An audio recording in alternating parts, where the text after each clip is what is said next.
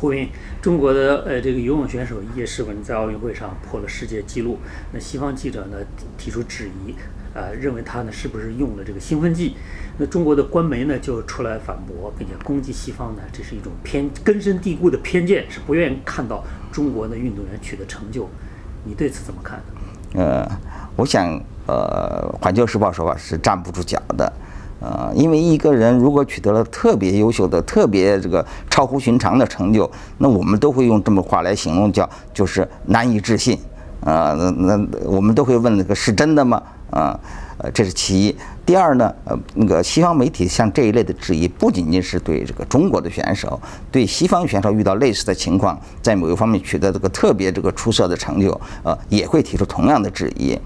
再加上呢，中国还有这么一个问题，因为中国的选手，包括游泳选手，过去曾经有过这个服用禁药的问题，而且中国的这个问题和其他有些国家问题还不一样，它不是运动员个人行为，而是一种集体行为，是一种组织行为。这样子呢，就使得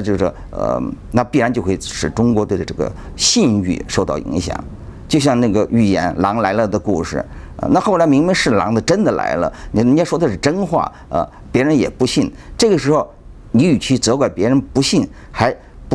不如去责怪先前你那个谎话所造成的那种恶劣效果。所以我觉得他这个才是一个关键的问题。那胡平，关于这个叶诗文用药的问题呢，在网上的争论非常的激烈，有赞成的，有批评的。那么你所了解到，能不能给我们做个简单介绍？那我看到的呢，在网上这次就是正反两方面都有，但是可以看到相当一些人，对这个别人的质疑是表示可以理解，而且也都谈到这个中国这个队，包括游泳队过去有这种不良的前科，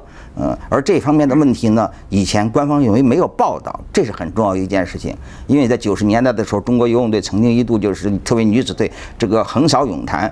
但是后来就发现这里有这个服药的问题，到头来就是这个成绩就一落千丈啊。那么还有什么著名的马家军，这都有这种类似的问题。而这些问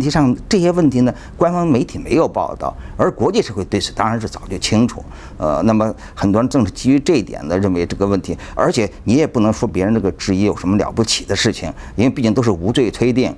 你该得奖的还是得奖，并没有说因为有怀疑了就把你奖牌都不给你了那么如果以后查出问题是以后的事情，所以这里我觉得作为一个运动员，他应该很坦然的面对这些事情，而且对中国队来说呢，尤其就要考虑到这个是我们过去有类似行为，而且我一直在强调，它是个集体行为，是个组织行为，这个造成了一种这个恶劣影响，现在是在为这个事情付代价。